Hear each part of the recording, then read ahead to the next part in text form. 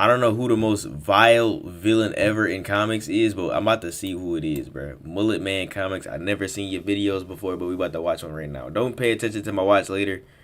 It's a bunch of bullshit, bro. It's Bruce drop him off the perks compilation #1.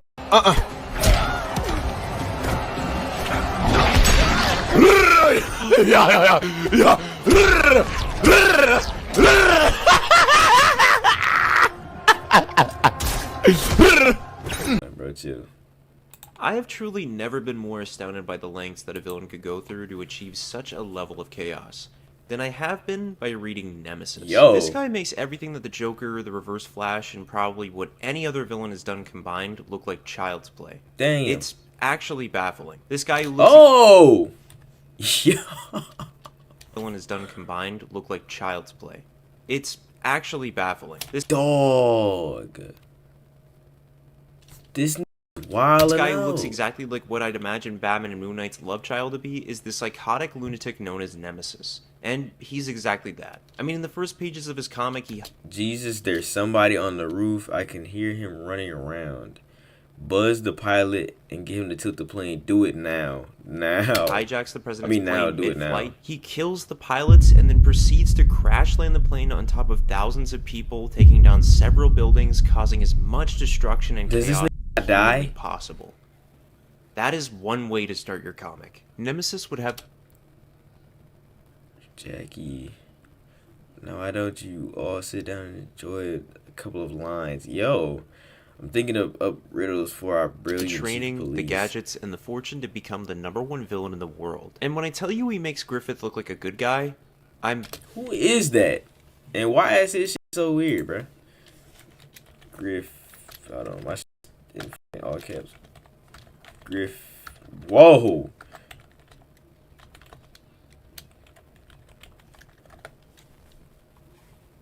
Who is this nigga? Dark Fallon? That shit, or is that supposed to say Falcon? Who is this nigga? He one of the Opskis? Oh, he from Berserk? Never seen this nigga in my life. literally not kidding you. He's somehow leagues above him, if you can believe it. Police chief's daughter pregnant by her gay brother. What the fuck? And after I read How does that even... I'll pay you 10 grand for every dead Nemesis' cop? entire reading order, I was left shooketh at the guy's track record. To me, Nemesis is the most vile fictional villain I've ever This read. nigga weird. This guy will do Who created this, bro? We gotta find you. anything, and I mean anything, to get his way. He will murder, torture, maim, inseminate, and frame you for meeting minors, all to go according to his own insane scheme for revenge. He is so completely Hello, Mr. Mayor. This is the nuclear bomb I was telling you irredeemable about. that at times while reading, I felt like I had to take a break and go take a shower, and I haven't felt that much darkness in me that I had to like walk Pause. away That much darkness in you, gang? since I watched the movie Requiem for a Dream. So that's a very incredible thing to make. I believe you've met the president before. Your wife, you obviously know very He feels well. so disgusting after reading that I had to go take a shower to wash away all of the horrendous shit that I read. And making this video, I honestly would not be surprised if this video gets like flagged and demonetized just for how crazy it gets, because it's just wild. He'll cross any boundary, like virtually any boundary. It's insane. Bro, he's weird. So yeah, let's get into it. Initially, when reading his first series produced by Icon Comics, we are led to believe that Nemesis is also known as Matthew Anderson, heir to the Anderson fortune. The Anderson family smuggled children from the black market and were entirely awful people. Sorry to interrupt the party, Mrs. Anderson, but I'm afraid we need to speak with your husband. Totally opposite of the Wayne family already. Soon they'd be caught red-handed, and not too long afterward, Yeah, they're bored under weird the as care of his uncle. who now inherited a billion-dollar electronics company, Anderson ran away and traveled the globe to learn the ways of crime. By the age of 12, he was a gang lord. By 15, Asia's largest drug exporter. And at the age of 23, he felt he was ready to start his mother's dying wish. And that would be destroying the clever police officer. At this point in Nemesis's career, he is an expert in all things villainy, always seeming to know what's going to happen next and keeps a step ahead of everyone. Almost like he's similar to another pointy-eared hero we all know.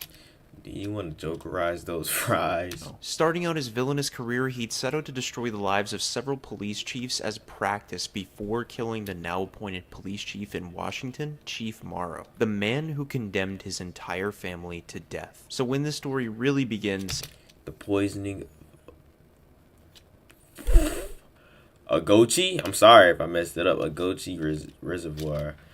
The gas attack on the Tokyo Dome, that elaborate theft of Kusanagi. It's after a time in Tokyo where Nemesis is committing various acts of terrorism, culminating in the murder of its police chief. By having a bullet train run the chief over, does he and not explode die? The tunnel so that it'd fall over thousands of people, causing mass destruction. Because I know he's near I wasn't this. kidding. This is how the book starts. After this, Nemesis then turns his attention over to Washington, D.C. and its famed chief of police, Blake Morrow, sending Chief Morrow a calling card stating, "Blake Morrow, March 12th, at midnight.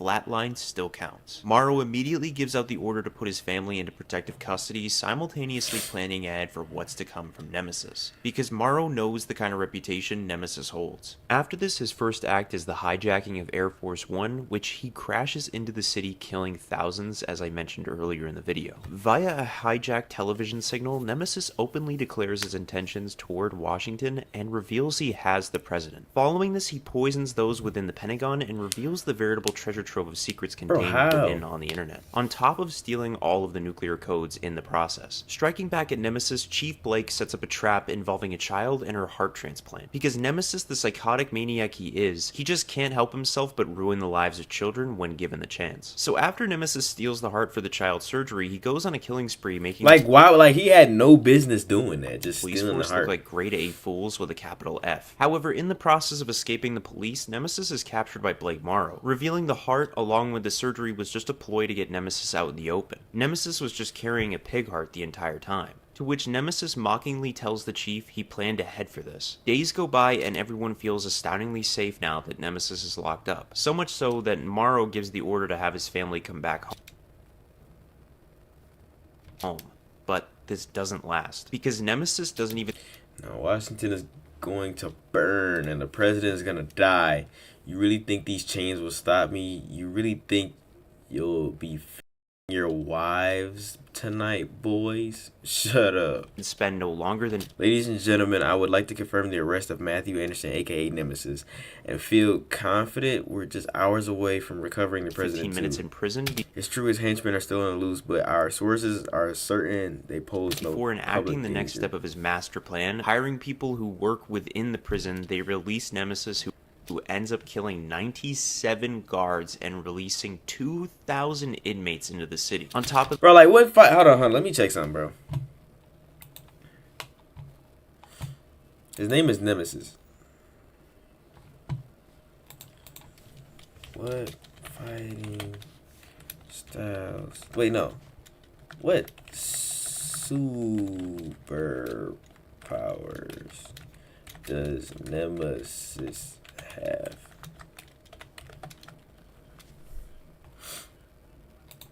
Okay, this might not be the same. Yeah, it's not even the right Nemesis.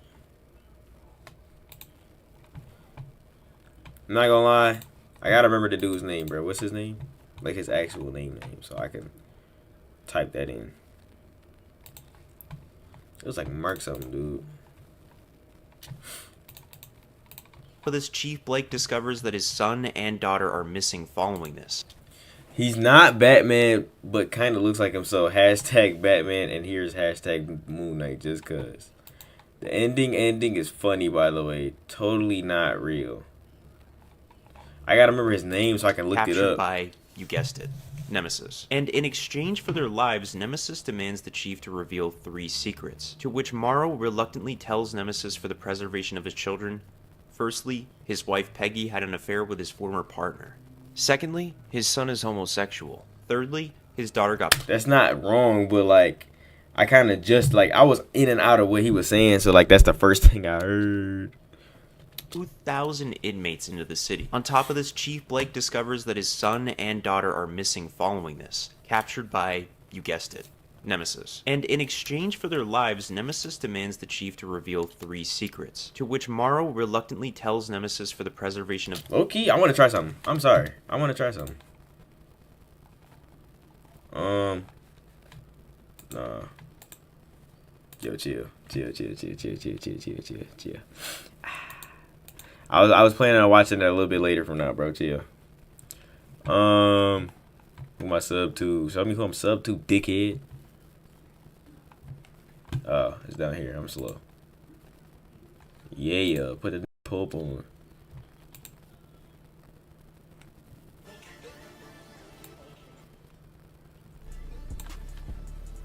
Is it?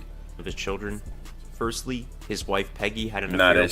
I ain't gonna lie, that cause like it's a good beat, but like that motherfucker loud as shit, it is too hype. Nah, that shit. Hold on.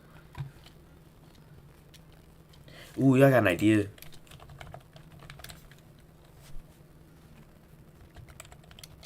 Yeah, he be having the calm ones. Yo.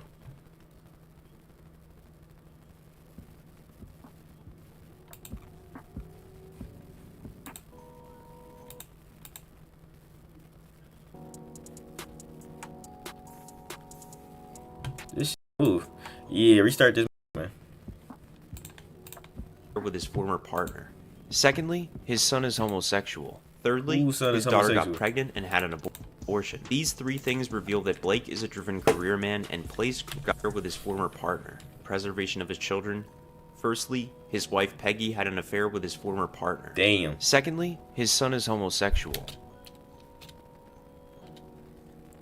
My son is homosexual. Thirdly, that's crazy. His daughter... Because she wanted to go to college and she knows like this is... got pregnant and had an abortion. These 3 things reveal that Blake is a driven career man and places greater emphasis on that side of his life, neglecting his family. Satisfied, Nemesis releases Blake's children unharmed. However, Blake's daughter is now pregnant by her brother via fertilization of her eggs. And as an added torture to Morrow, Nemesis ensures that if she has an abortion, she would be unable to bear children ever again. Bro, how did he do that? At the moment reading this comic book, I was so viscerally appalled at the magnitude of evil Nemesis was willing to achieve that, in truth, I wanted nothing more than to see this dude get murked. Because not only does he commit the most obscene thing imaginable to Blake's children, who are completely innocent and have absolutely nothing to do with this rivalry, but Nemesis also goes out of his way to do the most obscene thing imaginable to them just to fuck with Blake some more. This, you can imagine, creates a rift between Blake and his family indefinitely, and to add the cherry on top, Nemesis also releases to the public what happened to his kids. Now, through an undercover cop implanted in the low levels of Nemesis's organization, Blake leads a raid. You see me. Hard at work. That's like, now let me chill. At the home of Matthew Anderson, who it is hinted was masquerading as his uncle the entire time. However, the man... Bro, I just started the video. I mean... And to add the cherry on top, Nemesis also releases to the public what happened to his kids. Now, through an undercover cop implanted in the low levels of Nemesis's organization, Blake leads a raid at the home of... Bro, if you just not, like, you just got in here, bro. We watching...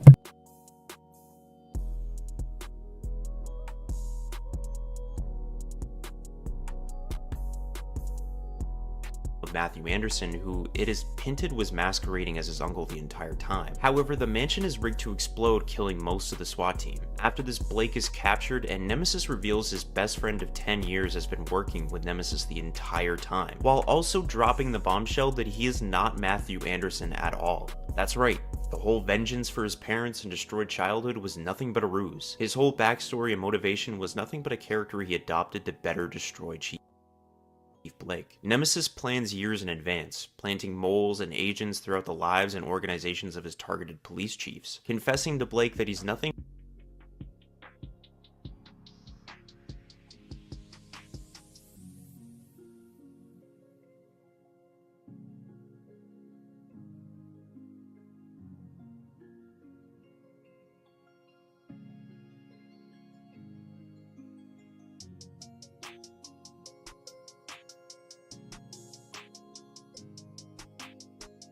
nothing more than an extremely rich and destroyed childhood was nothing but a ruse.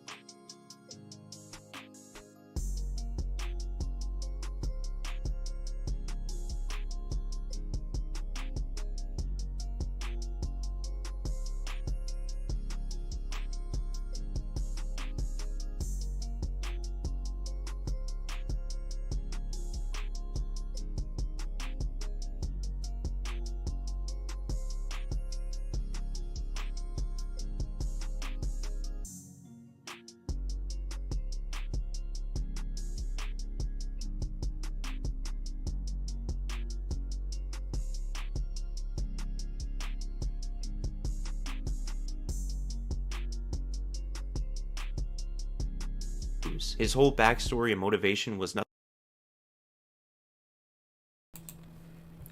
I'm gonna get straight on this John.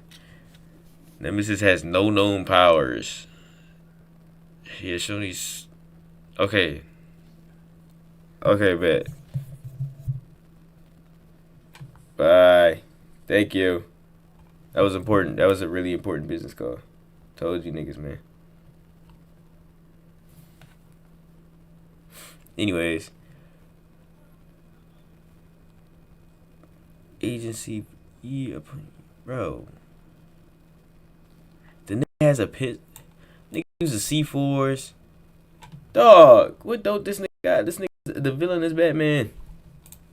Nothing but a character he adopted to better destroy Chief Blake. Nemesis plans years in advance, planting moles and agents throughout the lives and organizations of his targeted police chiefs, confessing to Blake that he's nothing more than an extremely rich man who's just utterly bored and can only seek pleasure from ruining other people's lives. After killing his best friend brutally, Nemesis unveils his grand finale. They are in the Oval Office, and Blake's wife along with the president are both rigged with explosives. And it's here where Nemesis gives Blake a choice: kill his wife or the president. Blake is torn between. I'm murking the president, bro. What? No, I'm not saying that I would. You know what, bro? Now the Secret Service gonna be on my ass. I'm saying, like, if in GTA, if my character ever had to be in this situation, the niggas, bro. We love you, president, bro. Choice for him. And this part was hella funny to me because when the president starts to approach Nemesis saying that he'll kill him, Nemesis in utter confusion is like, sir, I'm not entirely sure where this is going. Are you like an expert in kung fu or something I don't know about? Standing as close as possible to Nemesis, the president tells Blake to detonate his explosive, leading Blake and Nemesis to fight on the lawn on the outside of the White House. Blake manages to dog on Nemesis. I'm covering while Nemesis pretty much cries to himself, making excuses like if the president hadn't blown up in his face, he'd be winning this fight right now. To which the fight comes to a close with the two shooting. That boy got aim. Each other at the exact same time, seemingly killing each other. However, the chief survives his injuries, while Nemesis, despite claiming to be too rich to fail, does not. A little detail I'd like to remind you all of too that's a really nice touch to the story is the calling card given to Blake in the beginning stating that he'll die on the 12th and flatline still counts. Because that calling card ends up coming back into play when Blake flatlines on the table for a few minutes before getting brought back. And after this, Blake seemingly gets a happy ending as he devotes his time to his family. After his ordeal with Nemesis revealed to him what was really important. And in something of an epilogue, it is revealed in a card addressed to Blake that a mysterious gentleman runs a business catering to the dark fantasies of bored and wealthy people, giving these people an adventure for a short few weeks every year with artists and engineers working to create supervillainous characters for them to play. Whilst presently focused primarily in the Pacific Rim, a steadily growing client list is set to expand into the West. The letter tells Blake that he is safe from next year's supervillains and commends him for defeating Nemesis, even showing admiration for his choices between family and career. Remarkably too, Blake and his wife are given a bottle of the most expensive wine in the world, which has been waiting for them for 10 years, along with the letter, leaving you to kind of question if Nemesis is really truly dead. That boy not dead. He's super dead. No, he's not, bro. Means this is the end of the video now. So don't forget to leave a like and subscribe. Check out my Twitter. And as always, bro, he's trolling. Y'all on the flip side. Psych. I said nigga just trolled the fuck out of me. What Nemesis is back, baby! We got Nemesis. Yeah, don't do that again. Nah, I'm just playing. Be you, bro. I'm just saying that was cringy as hell. This is reloaded because he's reloaded and ready to refire because he's locked and loaded. He's hiding under people's beds now, cracking smiles and sticking his tongue out while blowing people up. He's such a silly little goofball. getting up to tons of mischief. This Nemesis story basically takes the things that happened before and reworks those story beats to make it a much more fluid and much better story. Taking things like the Matthew Anderson backstory from the previous story and and making it Nemesis's origin among other story beats, which also segues us into this new Nemesis's origin. Just burped all in my ear. Nemesis, and how did he come to be? Again. Well, it all started with a string of 9 murdered hitchhikers found all over Los Angeles, mutilated, headless, and bug-ridden. An officer named Joe Costello, who's going to come back later on in the story, among other officers, were hell-bent on finding this killer. And they did on Matthew's 10th birthday, when they beat the shit out of his parents and flipped his entire world upside down. After which he never saw his parents again, because not too long after being in prison, they were given the lethal injection. After this, Matthew was sent to live in a corrupt orphanage where kids were used to serve the mob, leading Matthew to run away and try to make it on his own. Kids were used to what? Were used to serve the mob. After this, Matthew was sent to live in a corrupt orphanage where kids were used to serve the mob. To what now, bro? Leading Matthew to run away. So, what does that mean? And try to make it on his own, picking pockets and living out of trash cans. Until one day he attempted to pickpocket a young lady in a diner, which brought Matthew with me, boy. Damn, hit him with the boy. To an avenue in life he never expected to go down. The young lady, seeing his raw potential, would extend an invitation for Matthew to meet his boss to make serious cashola, but it's a one-time offer. Reluctantly, Matthew accepts and drinks coffee offered to him by the lady, where he next awake to the sounds of Gengi. Gengi.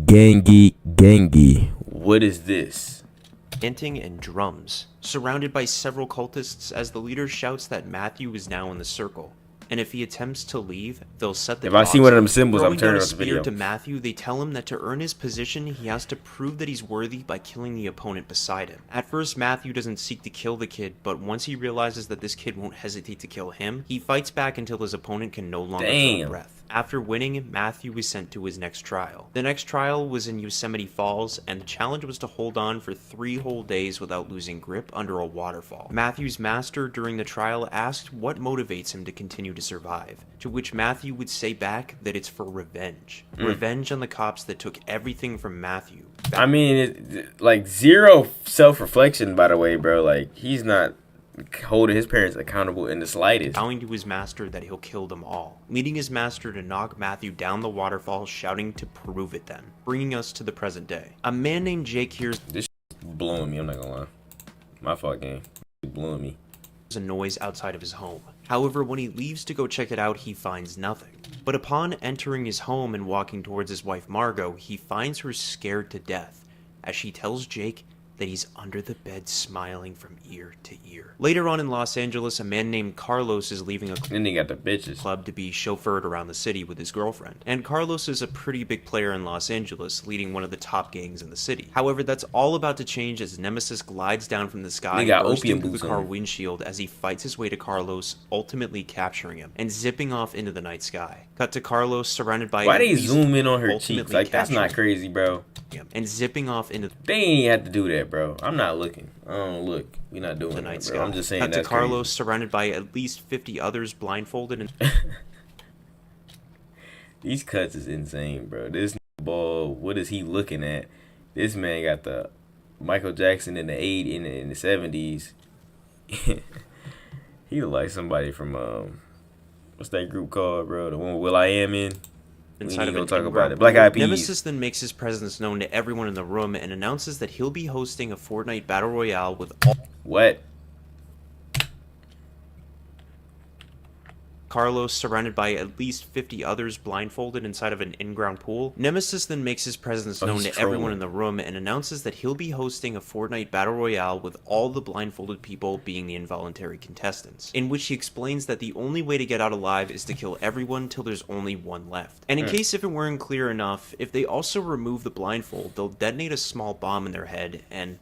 Well, I think you can imagine what would happen next. Soon, everyone in the in-ground pool begin to stab one another with weapons provided by Nemesis as the crowd watches on from the sidelines, horrified. Nemesis goes on to say to the crowd while the fighting goes on behind him that he's not here to take over Los Angeles or anything, but rather only hire each member from the crowd for 7 days to settle a score. Going on to say that if they help willingly, they'll be rewarded handsomely, and when Nemesis is done, they won't have to worry about the newly elected mayor promising to clean up the city. Eventually, the battle royale comes to an end with Carlos the last one standing, celebrating his victory.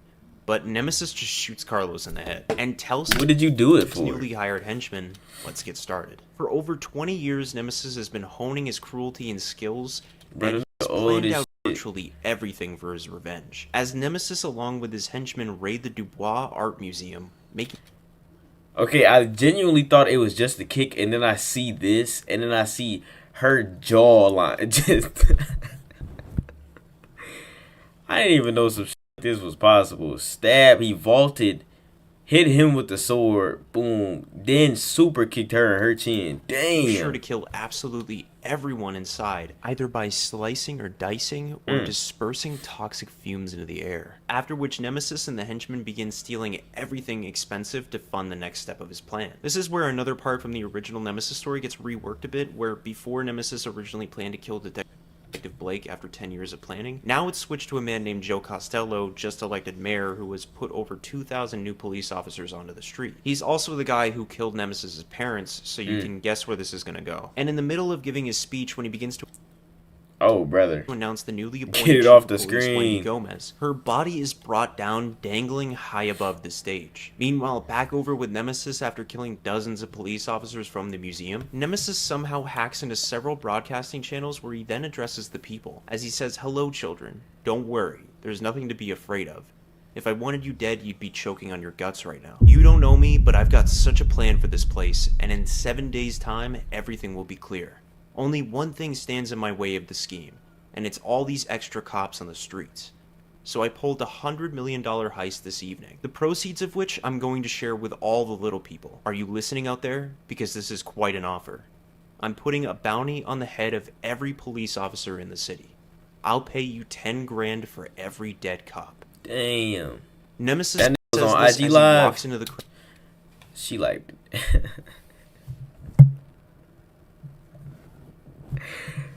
I gotta get that bag. That's how they hear, bro. I gotta get that bag. She seems to have already blown up with various rocket launchers, as Nemesis then executes a cop on that live feed, going out to everyone. This immediately causes chaos in the streets of Los Angeles, as First move when you're starting a crime wave is to cripple the city's police department. I'll put $10,000 on every cop's head, and the locals are only too happy to make some cops cash. are targeted left and right, with even kids gunning for the heads of police officers, jumping at the chance to make 10 grand. As Mayor Joe Costello was thrown through a complete loop on how to even go about stopping Nemesis, while the entire police force is either dropping like flies or quitting. But this brings nothing but pure joy to Nemesis as he watches the man who took everything from him begin to slowly lose it all. However, Buff as shit, though. I'm not gonna lie. after the to you. museum fiasco, the man Jake from earlier is just like, "Bro, why are me and my wife here?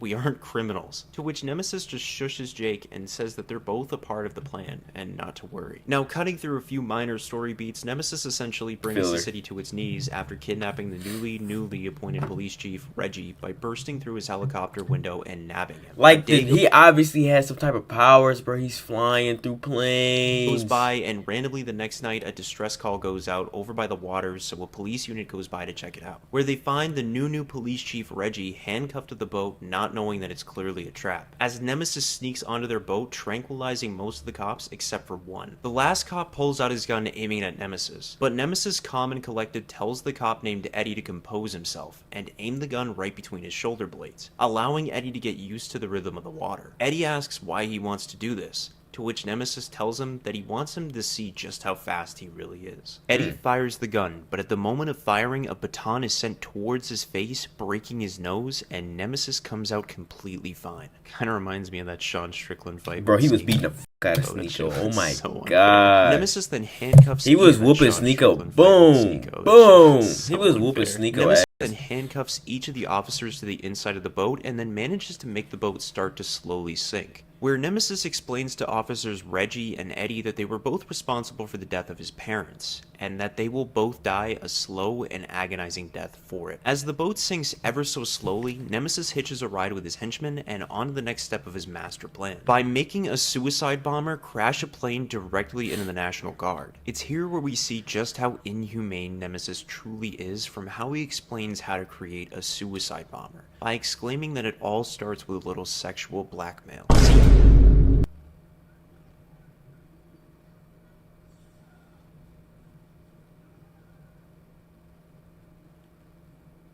It all starts with a little what now?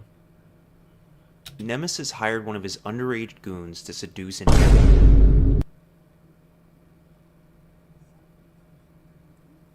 airline pilot, after which Nemesis used the footage of the pair to blackmail the pilot to do his bidding, or else the footage would get leaked and her entire life would end up ruined. Thus, Nemesis commanded her to kill one person after the other, good or bad. It never really mattered. Nemesis recorded her committing one murder after the other, stockpiling on the blackmail till she did everything he said right up to the end, for it all to remain a secret. And after the bomber does her thing, crashing into the National Guard, chaos ensues on the streets, and Nemesis, along with his army of henchmen, set off Freak, few bro. soldiers left alive. Yeah, freak. This video is going to get me on a list. After this, Nemesis pays a visit to another police officer by the name of Wydkhxn, now retired. They share a conversation about the state of the world for a few brief moments, and Maggie accepts her death, which surprises Nemesis. So he just has Jake and Margot burn Maggie alive for him. I swear it just gets more and more messed up as the pages keep turning. This ends up leading Joe Costello to arrive at Maggie's apartment to try and save her in time, but by the time he arrives, he bumps into Nemesis, leading him to shoot Costello in the leg, telling him that he doesn't get to die until Friday, silly. Later in the hospital, Joe recovers from his wounds, and in the midst of other officers trying to figure out Nemesis's motives for messing with Joe, I think it ain't Reggie Cooper, in his old unit, Nemesis begins to broadcast a new message to the people of Los Angeles, playing on a continuous loop. Nemesis in the message says, "Good morning, Los Angeles. Welcome to more chaos and disorder. But this will seem like the good old days compared to what I've got coming next. The device behind me is an atomic bomb, and the bad news is I'm going to level this city if anyone is seen in public. I've got drones in the sky watching every single street, so it's locked down again until further notice. But this could all end tomorrow if the mayor plays ball and does precisely as I tell him. I know he's recovering in the hospital from those gunshot wounds, but he can make everything right again if he meets me on the 5 p.m. train at the Pershing Square subway." Bro, is this where at the beginning of the video the dude got hit by a train, bro? And make sure you're on your own, Joe. One wrong move, and I press this red button here. As the message ends, Joe sits up and is prepared to meet Nemesis and follow through on his demands. The others in the room say that Nemesis will kill him for sure, and Joe understands Obviously. that, but he has a feeling that if he at least gives himself up, all of this will at least stop, and No, bro, the nuclear no bomb one is else still will gonna get blow hurt. everything. So that up, dude. afternoon, with the entire city Bro thinks he's thugging. Look at him, bro. He don't even know everybody's still finna die. staying indoors per Nemesis's orders, Joe heads off to catch that 5 p.m. train Nemesis wants him on. Joe arrives at the station and gets on the train, and he heads off. Joe's whole journey here is being live streamed to the world by Nemesis. The entire city, including Joe's wife Natalie, are all watching the stream on their TV and other devices. And as the train is on the tracks moving, it eventually approaches a tunnel. Once it hits the tunnel, the train goes dark. When the train comes out to the other side of the tunnel, Joe is no longer in it. Everyone watching from home has no idea what happened to Joe. And this all comes to a head as Nemesis has Joe tied to the nuclear bomb in his lair. He tells Joe, "Hello, Mr. Mayor. This is the bomb I was telling you about. Are you ready to answer some difficult questions? Because the entire city is depending on you right now." As Costello was rigged to the nuclear bomb and a lie detector, Nemesis tells him that the lie detector is very sophisticated. So he better not lie, because if he lies, the bomb will blow. On top of this, the whole interrogation is being broadcast to everyone in Los Angeles. So Nemesis's first question is, are you the former detective and heroic district attorney known as the Honest Joe Costello? Joe answers yes, so Nemesis asks, and are you the current mayor of Los Angeles? Joe says he is, and so far these are all pretty surprisingly easy questions. What is your penis Nemesis then size? tries to throw Joe off, so he Freaky. asks how big Joe's you-know-what is, to which Joe gives an incredibly accurate measurement. 8 inches erect, 5 inches flaccid, 5.4 inches girth. Wait, that 8 inches erect? That I'm not at liberty to say. 5 flaccid? That nigga swinging. Pause. And across all of these questions, Joe is being pause. astoundingly truthful, Pause. leading Nemesis to Oh, finally ask the real question that he wants an answer that was crazy. Nemesis says, I want you to tell me everything concerning the arrests of Chuck and Katie Anderson for the murder of those 9 hitchhikers all those years ago. He wants to finally hear the truth about his parents. Being forced to tell the truth, Joe explains that him and his fellow officers, the ones that Nemesis has murdered this entire week, all came through the academy together, and they vowed to shake things up to clean up the city. So they solved all of these crimes, big and small, one by one together. But there was one case they couldn't crack. Who was murdering all of these hitchhikers? Joe says, we'd been after a couple of drug dealers for a while, a husband and a wife, and we couldn't pin anything on them.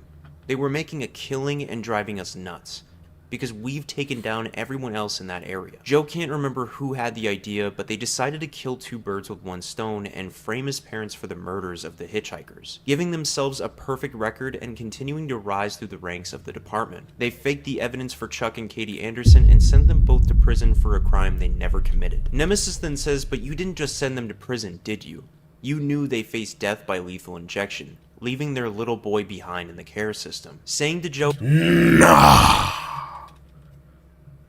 You cheesing, bro. They never did the crime. I could have swore them was some weirdos just doing crimes. Joe realizes that Nemesis was that boy. As Nemesis continues by saying that you always had to be the best, didn't you? You always had to win no matter what the cost to anyone else. Your family must feel sick about your behavior. Nemesis then turns off the nuclear bomb, and as the video feed cuts off, Nemesis reveals his parents' coffin with his dead parents inside, brought up and presented to Joe. The next day, 2 of the henchmen Nemesis hired from the very beginning, Jake and Margot, are driving Nemesis to the airport, where they ask him what Nemesis ended up doing with Joe Costello. Nemesis explains he buried Joe Costello in the coffin with his parents and put him under the floor of City Hall, where no one will ever hear him, adding that Joe always said he would be at City Hall for a long time. He just didn't know how right he truly was. After finally achieving his revenge he had set out to claim for over 20 years, Nemesis would finally leave Los Angeles feeling somewhat content. And as Jake alongside Margot arrive at the airport, Nemesis begins to head inside his private plane. When Margot comments that everything Nemesis set out to do has tied up perfectly. Every single loose end is in a little bow now. Well, all except for one little thing. Who really killed all of those hitchhikers 20 years ago? Who stood back and let Nemesis's parents take the blame for their crime? It turns out that Jake and Margot were responsible the entire time. And Nemesis tells them, did you really think you were going to get away with this, Jake? I know what you and Margot used to get up to. Nemesis gives them both a gun and tells them, alright, so here's what we're gonna do. We're gonna settle this with an old-fashioned duel, and whoever draws first gets to be my butler. I've got a whole Gee, what the list of creatures planned for the future, and I need to have someone to make my morning coffee. What do you say? Thanks for the follow, my guy. Does that sound like a fair way of settling this? Without even a second thought, Margot shoots Jake in the head and explains that it was either him or if you typed in the chat, bro, my chat delayed this, bro. My fault, bro. her, and she chose herself. Nemesis is more than delighted with her decision, the psychopath that he is, and says that he thinks the 2 of them will get along just fine. Ending the story. That's not the end, bro. That was the story of Nemesis, the complete shebang. Because I'm not lying when I say that Nemesis in all sense of the word is fucked. But after all of his comics that I've read, which really isn't that long of a list, I gotta say that I kind of actually like the character. He said he liked it on the vid. His entire aesthetic, not to mention the whole warped Batman vibe that he's got going on. And I really prefer the more tweaked out version of Nemesis compared to the original. Mostly because it just does everything the original did so much better and all around just feels more flavorful. Granted, the writing can sometimes get a little cringy, but if I'm being honest, I don't really mind it at all too much, because it feels like it fits the character. And not only that, I also love characters like this guy because they're like a guilty pleasure for me to read. I don't know what it is, but it's just unhinged characters boost my serotonin levels or something. Especially low-key, because that was a 5 video, bro. That was a 5 video. The cherry on top. On top of this, Mark Millar also started a series called Big Game, where he essentially takes every comic book series he's ever made and combines it into one sole universe. So now Jupiter's Legacy, Wanted, and even Kick-Ass are all in the same series, and it actually just ended recently. It's so cool, and you should definitely check it out. I have, and I loved it. But with that, this video is going to come to an end, so don't forget to leave a like and subscribe, check out my Twitter, and as always, I'll catch y'all on the flip side. Bro, that was hard, bro. This channel will now be... Damn, that shit was loud as... What the fuck? That was a hard video, bro. Porn. I just made my own videos. Yeah. They make it rain. Yeah. I make it storm. That's just the norm. Cause I'm way too cold. Yeah, staying in my dorm. Yeah, about to go and get some sleep. About to go and get some. No, we just beat Creek.